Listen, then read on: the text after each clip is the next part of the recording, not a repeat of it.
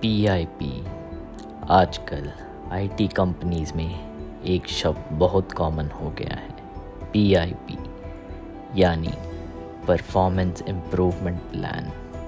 लेकिन क्या ये सच में इम्प्रूवमेंट के लिए होता है या फिर चुपचाप किसी एम्प्लॉय को एग्जिट करने का तरीका है?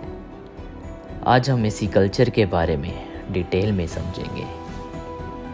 PIP मतलब होता है परफॉर्मेंस इम्प्रूवमेंट प्लान। यह एक फॉर्मल डॉक्यूमेंट होता है जिसमें कंपनी एम्प्लॉय को बताती है कि परफॉर्मेंस कंपनी स्टैंडर्ड से नीचे है।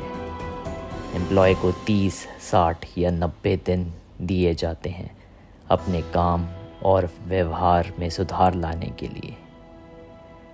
ऑफिशियली PIP का मकसद होता है एम्प्लॉय को इम्प्रूव करने का मौका देना, लेकिन हकीकत में कोई आईटी कंपनीज इसे एग्जिट स्ट्रैटेजी के तौर पर इस्तेमाल करती है। मैनेजर को पहले से ही पता होता है कि इम्प्रूवमेंट पॉसिबल है या नहीं। कई बार तो टारगेट्स इतने अनरियलिस्टिक सेट कर दिए जाते हैं कि एम्प्लॉय फेल हो ही जाए। जब कोई PIP में डाला जाता है तो सबसे पहले डर और स्ट्रेस होता है।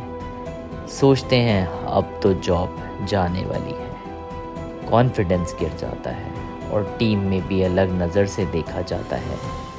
यानी PIP सिर्फ परफॉर्मेंस का इशू नहीं, मेंटल हेल्थ का भी इशू बनता जा रहा है। कई बार HR पॉलिसीज़ की वजह से सीधे टर्मिनेट करना आसान नहीं होता, इसलिए कंपनीज PIP का सहारा लेती हैं। कभी कॉस्ट कटिंग के लिए, कभी परफॉर्मेंस जस्टिफिकेशन के लिए। आखिर में कंपनी के पास प्रूफ होता है कि एम्प्लॉय को चांस दिया गया था। ये कुछ PIP से बचने के तरीके हैं। तो हमेशा सबसे पहले अपने मैनेजर से क्लियर एक्सपेक्टेशन पूछें। डेली कामों का रिकॉर्ड रखो ताकि प्रूफ हो कि काम क्या किया है। अगर आप PIP में हैं तो याद रखिए, यह आपका अंत नहीं है, यह एक अलार्म है, ना कि सज़ा।